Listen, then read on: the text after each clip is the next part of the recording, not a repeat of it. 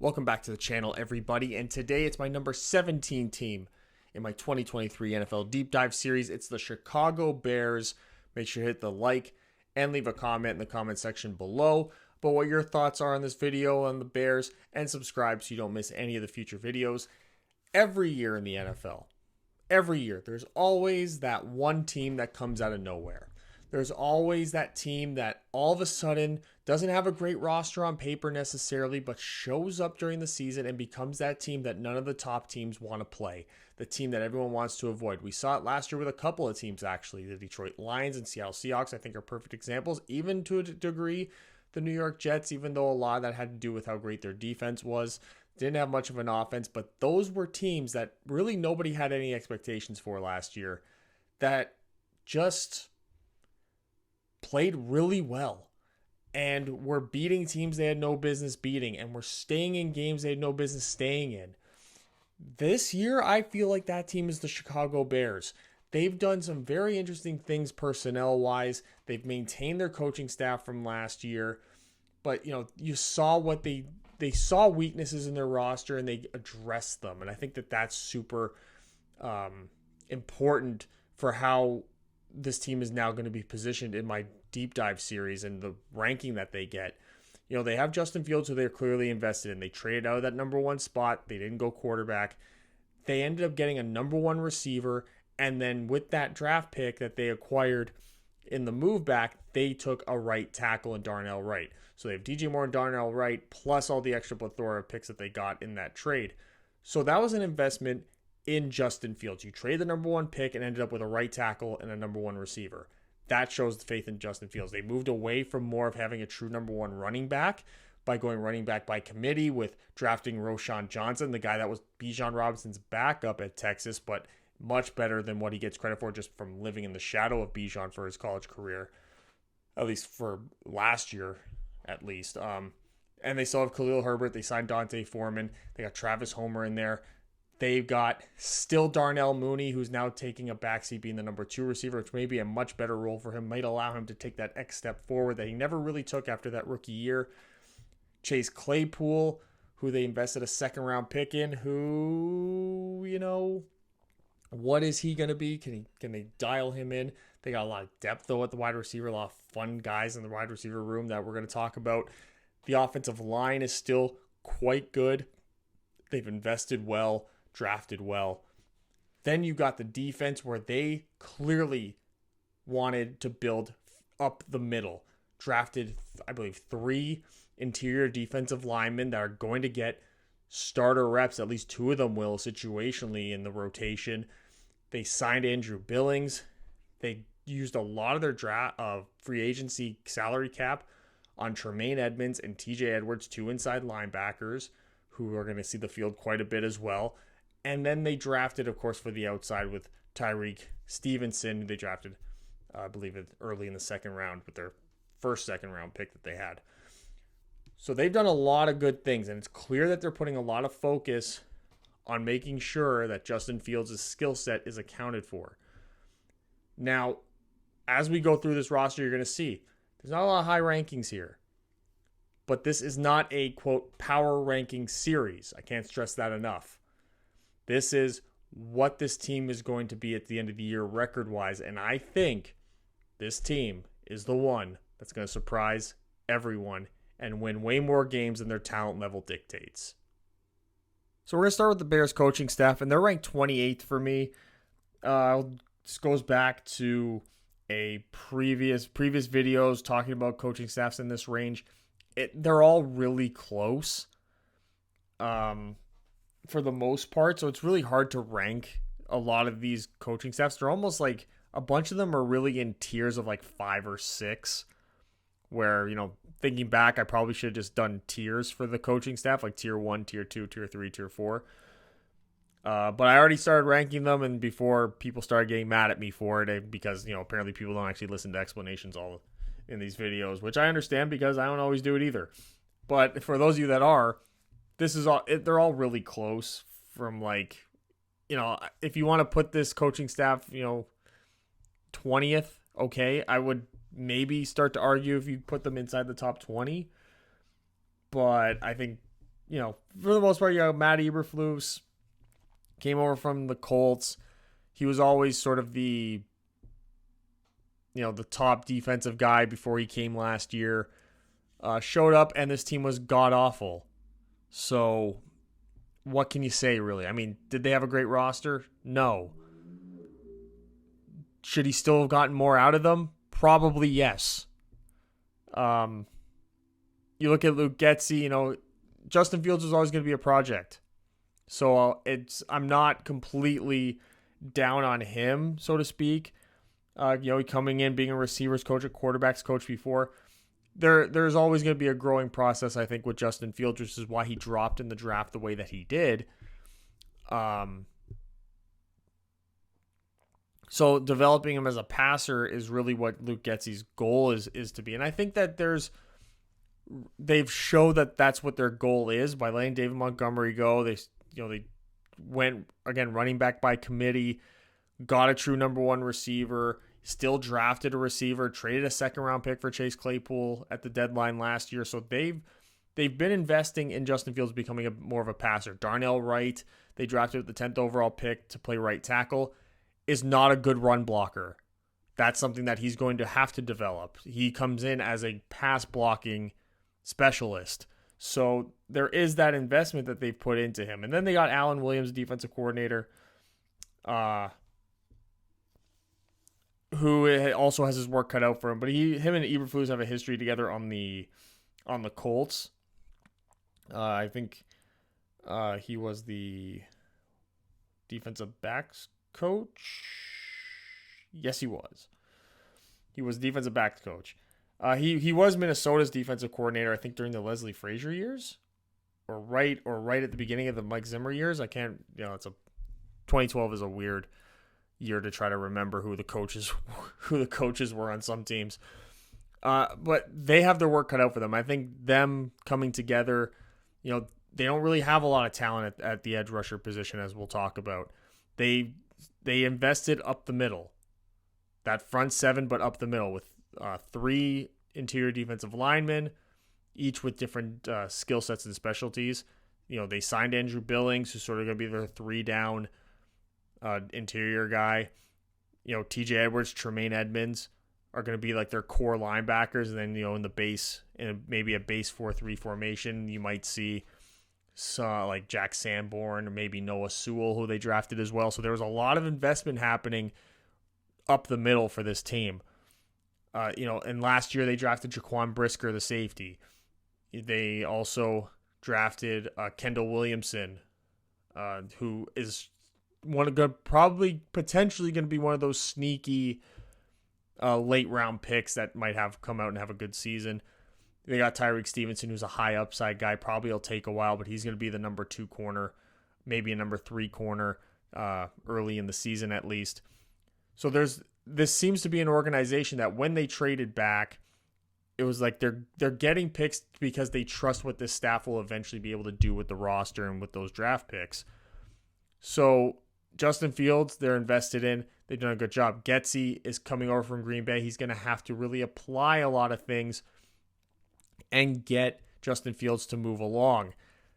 The reason why I have the staff ranked so low is because of how poor this team was just a year ago. We didn't expect them to be good, but we didn't expect them to be the worst team in the NFL either. A team that struggled to get off the field on defense. A team that really couldn't throw the ball on offense, and Justin Fields could only really run the ball because, they didn't have great weapons. They didn't really have a great strategy. They didn't really have great protection either. They had a good offensive line for certain situations. Certain guys really stepped up. But there was a lot of aspects of that team, of that offensive line, that were not very good, which is why they invested free agency and a top draft pick in getting 2 starting offensive linemen coming into this season. Can this coaching staff outperform this? Absolutely. Absolutely.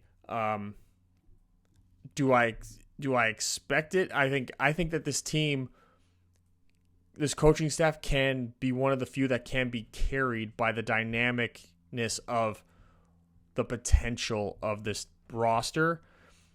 And we're going to get into that potential right now with the offensive player rankings.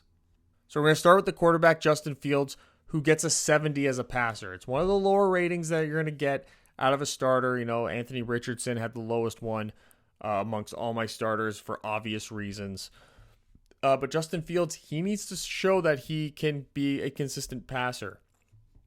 See a lot of highlights about people are like, oh, they say Justin Fields can't throw, and they show him throwing this pass down the left sideline, and it ends up being like a 50-50 jump ball. And I'm like, that's not, this isn't the highlight you think it is, guys. Like, it's just not. I'm not saying Justin Fields is going to be bad. I think that the Ohio State curse does loom over his head. Certainly. I think the same could be said about CJ Stroud in Houston. But I do think that they've put enough pieces around him, and with another year, and with their seemingly looking like a team that's going to commit at least to making him a better passer just with the roster moves that they've made in one season, I expect him to at least maybe take a little bit of a step forward. But it's hard to predict that just because if he's such an athlete that if that first read isn't there, him taking off isn't all that weird. That instinct is kind of what makes him the player that you drafted, the player with the upside that people are looking for. Now, I'm never going to go as far as to say that he's an MVP candidate. He isn't. There's no way he's developed that much of a passer in one off season. There's just no way. There's people that are ranking him as like a top 5, top 10 quarterback in the NFL. He's nowhere near that. He is somewhere in the outside of the top 20. I think you can maybe say that he's might be like somewhere between 21 and 25 in terms of quarterbacks going into this season as just a passer and an overall quarterback.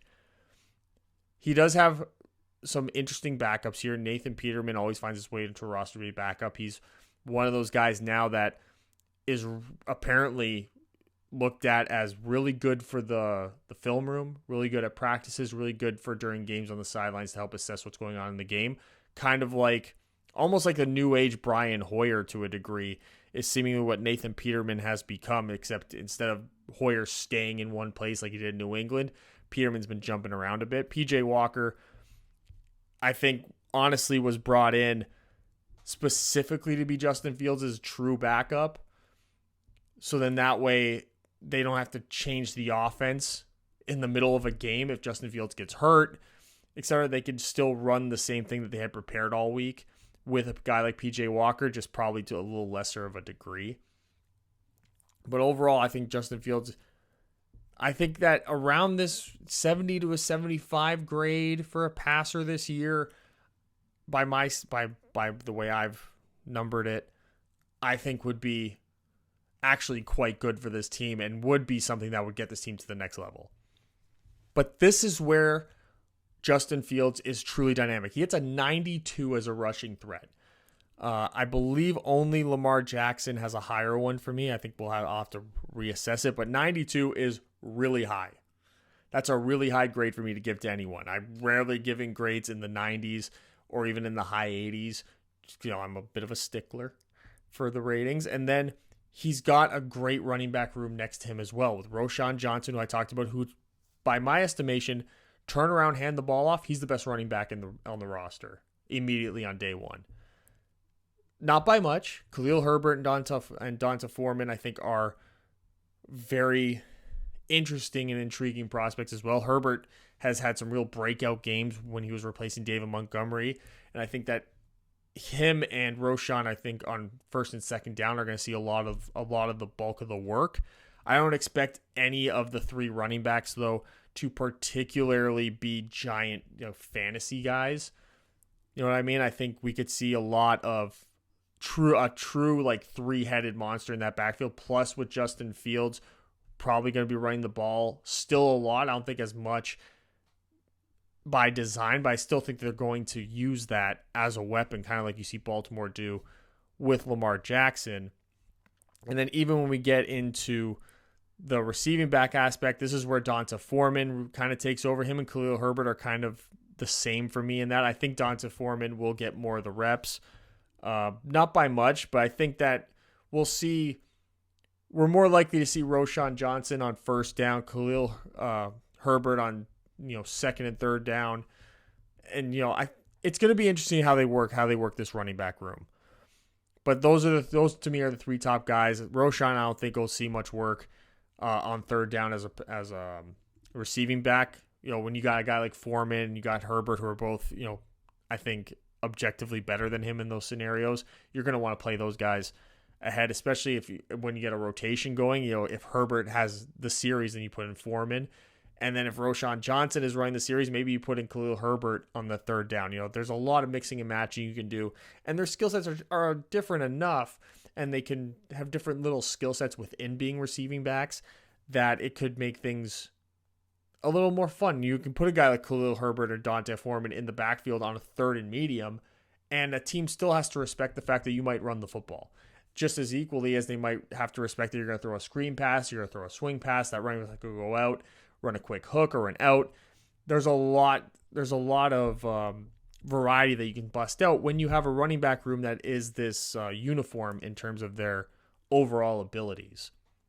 We're going to look at the wide receivers and the tight ends, and we'll start with DJ Moore, 88 overall grade for me. Tremendous, true number one receiver in the NFL. He's going to change the way that Justin Fields plays this year. He's going to give Justin Fields real options to throw the ball to. He's going to open the game up, more importantly, though, for a guy like Darnell Mooney, who's been stuck as the team's number one receiver since his rookie year, really. Allen Robinson was there, but Allen Robinson was always injured. He was never performing. Darnell Mooney was really the guy that stepped up to be the number one guy. Now, since then, like I said at the top, he's never really taken that extra step forward to being a true number one receiver in the NFL. His role now on this team as a number two, I think, is going to allow him to grow in the way that people were hoping he was coming off of that rookie campaign. Then you got Chase Claypool, who has some maturing to do. I think that's always been the case with Chase Claypool. But he's got a real opportunity here to be a part of this offense, to have a real role carved out for him, a very specific role carved out for him that I think he can really excel at. He's just not coming in with a high grade because he hasn't really performed, especially once he moved to Chicago last year. He didn't perform all that well. You got Cole Kmet, who comes in with a 66, kind of like the average tight end. You're hoping that he can take the next step up finally. He was a little bit overdrafted in a weak tight end class when he was picked up. And then you look at some of the depth, and this is where I think Chase Claypool and even Cole Kmet to a degree have their spots up in the air. Because they did bring in Robert Tonyan, who's got a lot of experience with Luke Getsy in particular back in Green Bay. So he's coming in. He's sort of going to be that tight end too. I think we're going to see a lot of two tight end sets throughout the season, especially because of how much of a running threat they have. And then you got Tyler Scott, who they drafted this year. You got Velus Jones, who they drafted last year, who's sort of this undersized, gadget type of player. So Chase Claypool's role is in jeopardy. He's going to have to mature. He's going to have to really step up because it's not going to be Darnell Mooney and DJ Moore that are coming off the field for one of these guys like Scott or Velus Jones. That's just not going to happen. It's going to be Chase Claypool. He's sort of the odd one out there. So he's going to really have to step up his game to ensure that three that I showed at the top there are going to be the three that Justin Fields is playing with. Because you can put in a guy like Velus Jones. You know what? Velus Jones and Tyler Scott are still going to have roles carved out for them.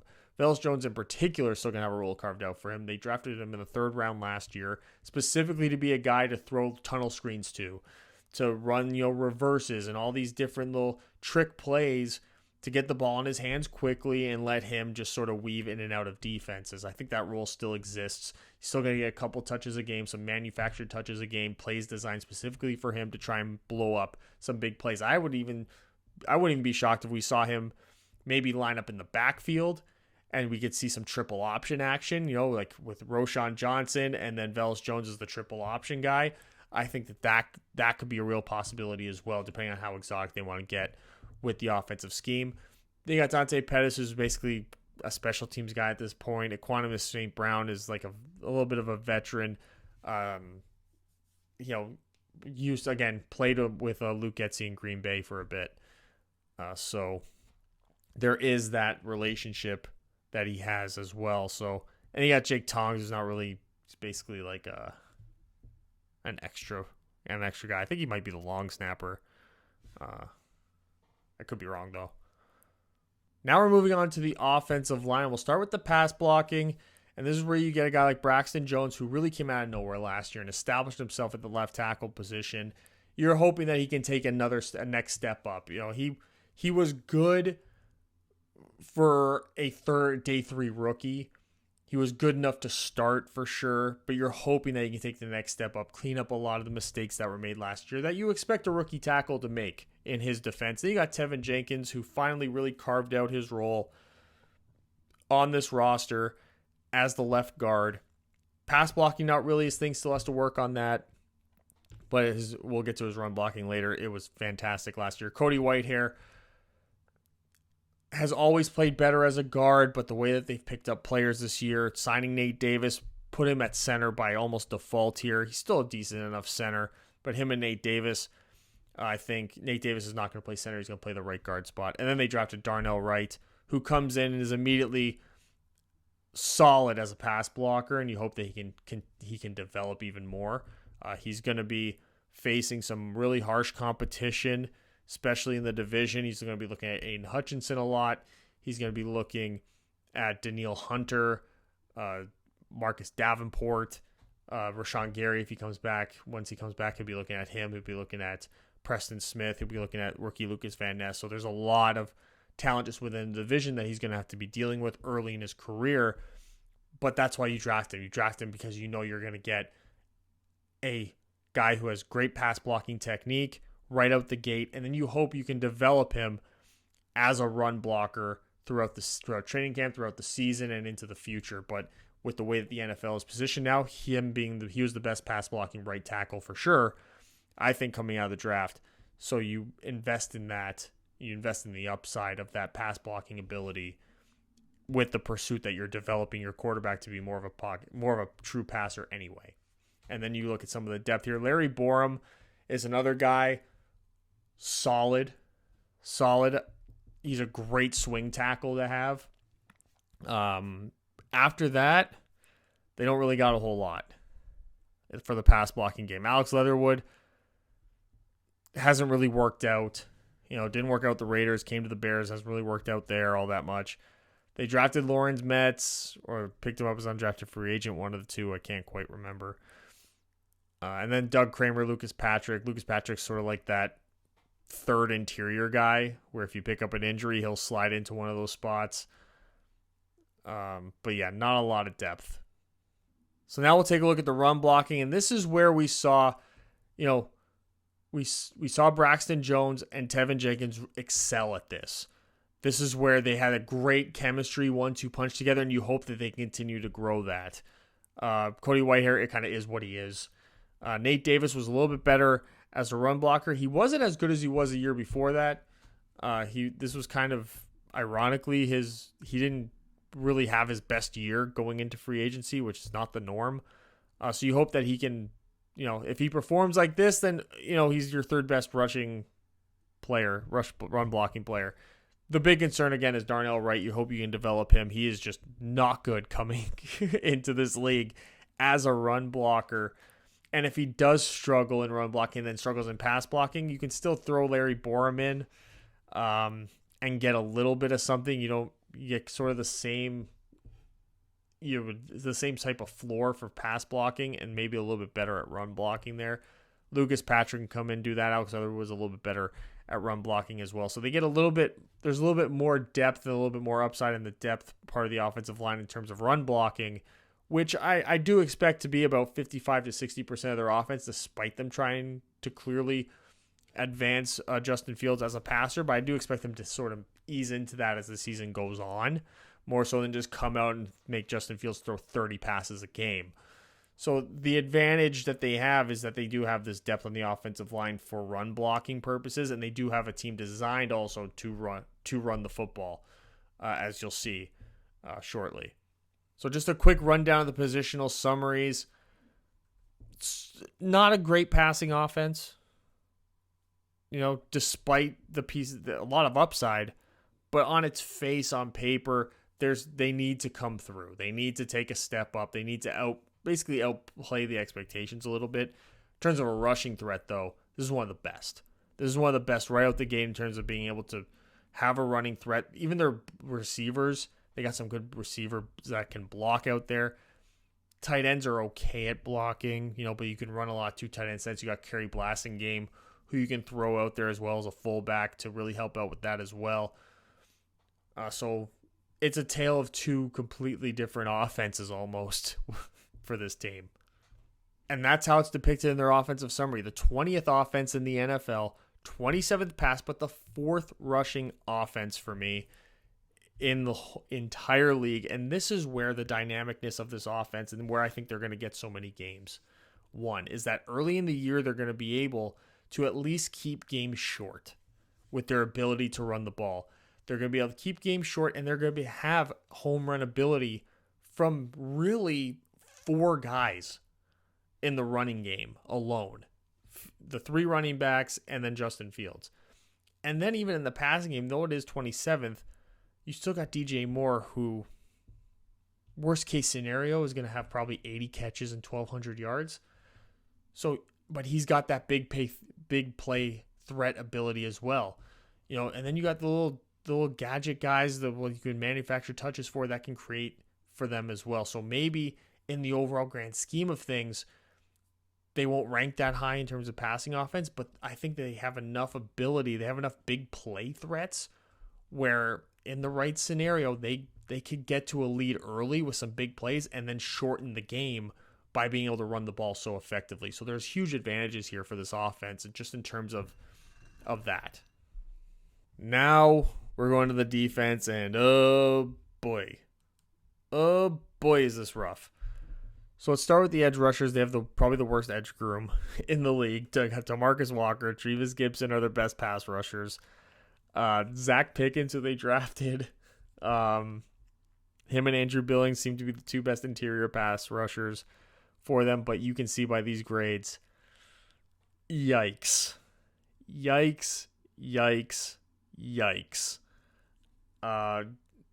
Going to some of their depth even, like Dominique Robinson, okay.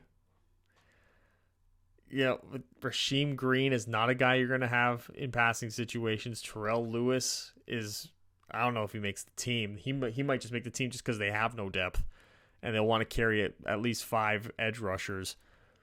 Then you go look at the interior. Travis Bell, the rookie.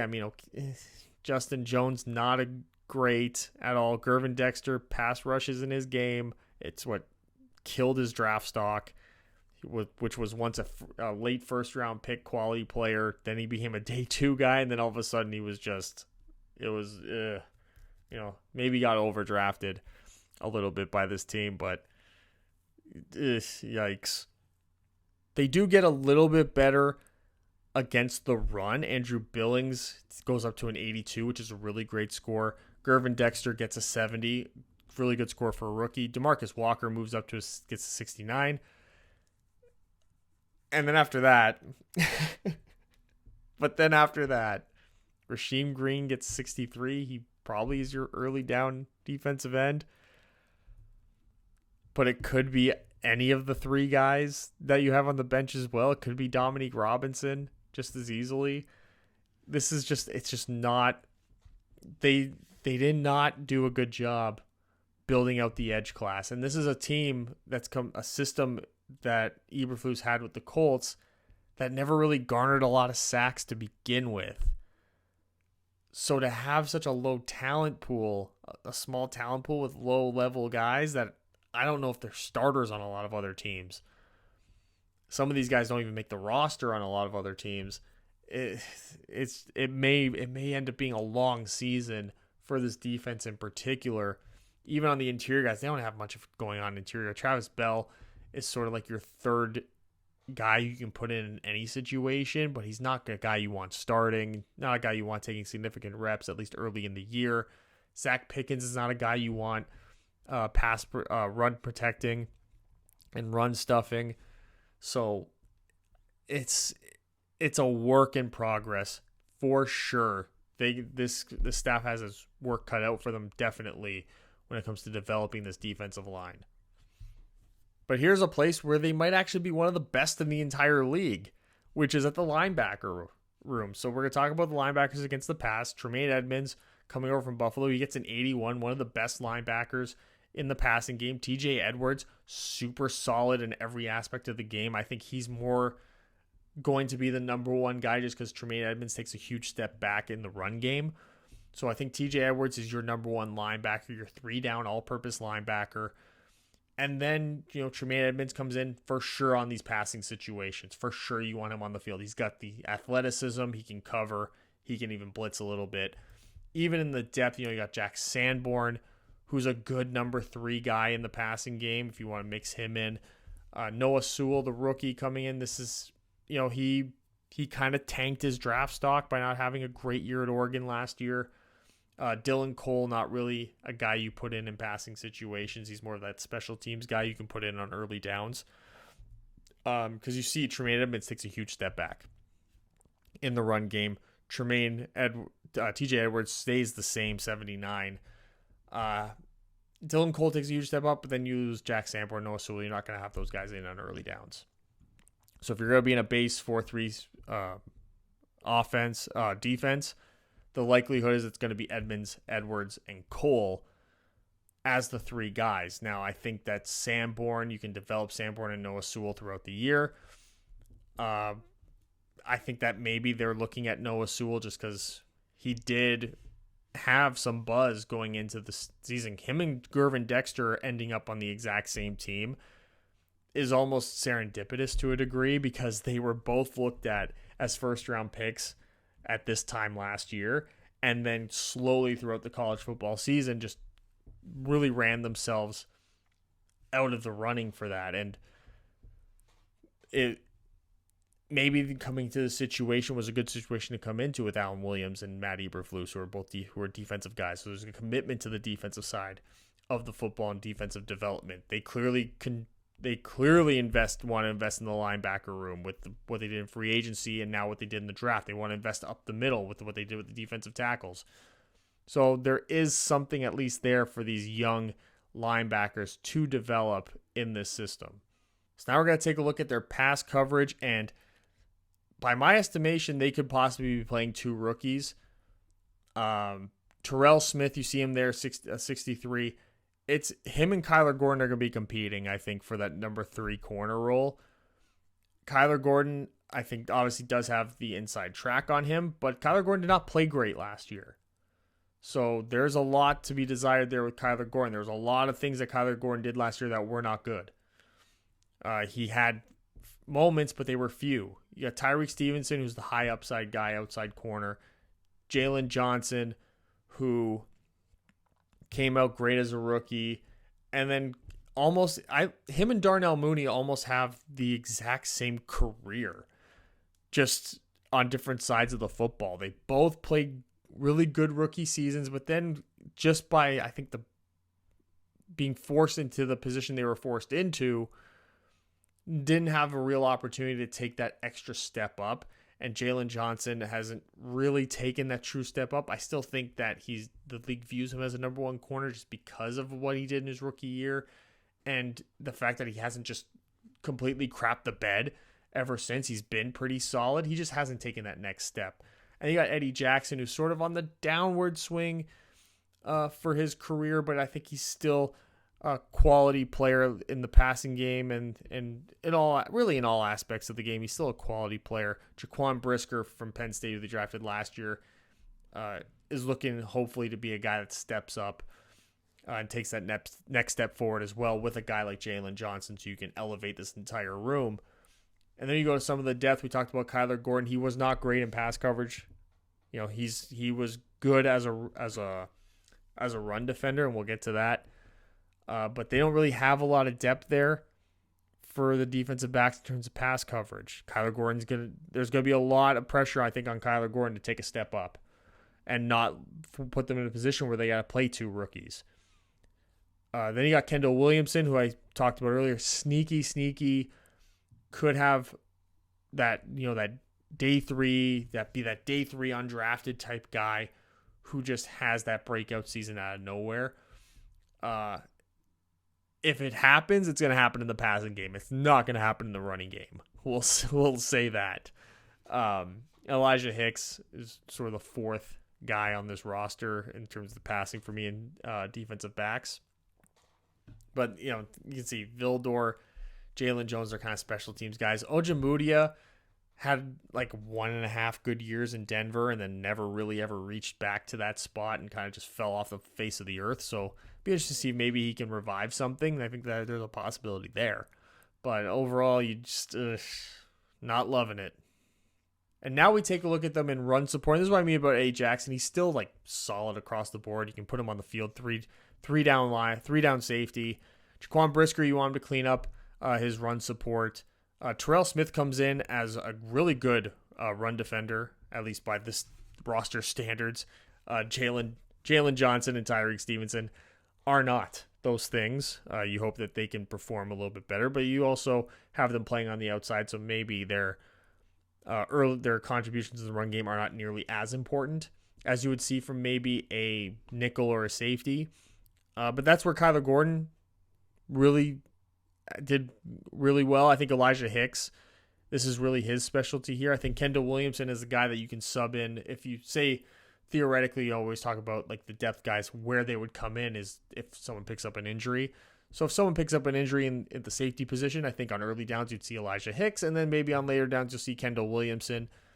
I think you look at Kyler Gordon, he's sort of the third guy for this, the fourth corner on this team. I think depending on what you get from Tyreek Stevenson, he could end up getting starters playing time. But you're going to need to see him take a step up. Cornerback is a really hard position to judge. I think that it's harsh to kind of put Kyler Gordon and really crap on him because, corner's not an easy position to play in the NFL. It's probably the second hardest position to play in the NFL altogether. But then you get Sauce Gardner, Tariq Woolen, Trent McDuffie. There was a lot of guys who came into the league last year who played really well as rookies in the cornerback position. So Kyler Gordon has to sort of live with the fact that we're getting a lot of corners in the NFL who are coming in and being really good right away, which isn't the norm. So hopefully he doesn't suffer because of that and they give him the time that he needs, because I think he can develop into being a really quality player. And because he does give you at least some sort of quality play for his position in one aspect of the game. So I think that can at least help him build some confidence and, work on other aspects of the game, really focus and dial in on those aspects of the game and hopefully figure out the system, get in that film room and, maybe be a little bit more instinctive in pass coverage, and now maybe it'll help him out. But overall, the positional summaries, and oh boy. In terms of the passing game, the linebackers really bail him out. You're not going to be doing a whole lot in the intermediates across the middle on this team. We'll give them that. Your tight ends will probably be locked up, and your check downs will probably not work all that well. But you're probably going to have forever to throw the ball. So good luck to those outside guys. And then running the football, you probably won't be able to do it right up the middle on this team, but, throw a couple tosses and you might be able to get to the outside on them. And there's not a lot of depth on this team on the defensive side at all. So looking at the overall defense summary, it's the 30th defense in the league, 26th against the pass, 29th against the run. There's glaring weaknesses on this team, on this defense, that teams are going to be able to exploit, which is why I go back to it being important that this team does have such a strong rushing attack and has a lot of home run hitters on the offense, because it's going to allow them to maybe make up for some of these defensive efficiencies, turning the game around and maybe making it easier on the defense to be more effective by shortening games and getting big plays to get leads early. But this defense is probably going to have to rely a little too much on that. So now let's take a look at their schedule. And I found 8 wins here. I did. Tampa, Carolina, Washington, Vegas, Atlanta. All teams that have already been listed. Then I'm sweeping Minnesota because I'm not that high on Minnesota. Splitting with Detroit because I think Detroit's a little volatile. in a sense.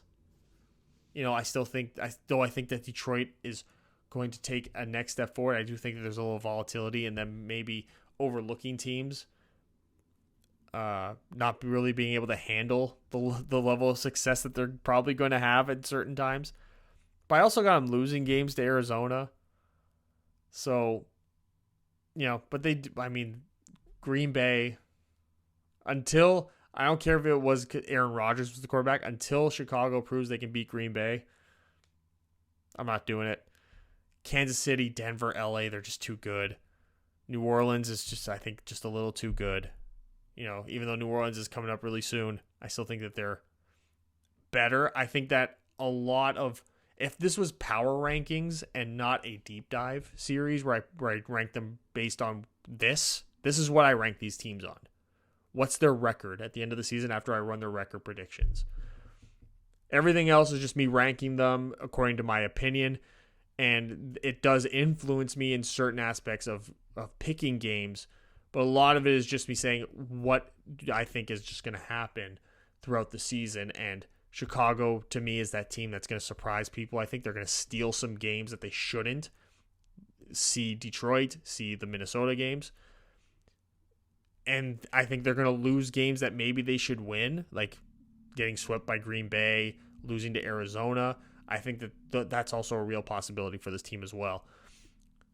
I do think that they have the dynamicness to go out there and steal this many games, though. They're the 30th offense and the 20th defense. So really they should probably be the 25th team by whatever standard, or like somewhere in the early 20s. But man, there's just something about this roster that I keep harping on, that there's so many home run threats. And they can run the ball so well that all their defense has to do is play an okay game some of these weeks, and they're going to be in that game and be able to win it. So that's a really important feature to have for any team. Maybe, above being uber talented, like say at Kansas City. So just a quick summary: 8-9, second in the division, 7th in the conference, which does mean that they are, that's right, the first playoff team that we covered in this series. 17th in the league, 28th coaching staff, 20th offense, 27th pass offense, so 4th rush offense, which I think is really going to be the thing that carries this team, and the overall defense 30th. They're going to have to really outperform their talent level. It's going to be a lot depending on what Matt Eberflus and Alan Williams can do that they didn't show that they were capable of doing last year, which is why they get the 28th coaching staff. But if they can make this defense anywhere in the top 25, I think that speaks volumes to the quality of the coaching staff, so it'll be interesting to see. And there it is, my number 17 team in my 2023 NFL Deep Dive Series, the Chicago Bears. Make sure to like and comment and subscribe if you haven't already. Got the videos here. Playlist is on one side of my head, and then the next video is on the other side of my head, so make sure you don't miss any of these future videos. And please subscribe. It would be awesome if I could get to 1,000 subscribers by the end of this series. And maybe I'm already at 1,000 and you're like, wow, that's crazy that you didn't think you'd get there. I hope that's the case, and I hope that you guys stick around, and I will see you next time. Bye.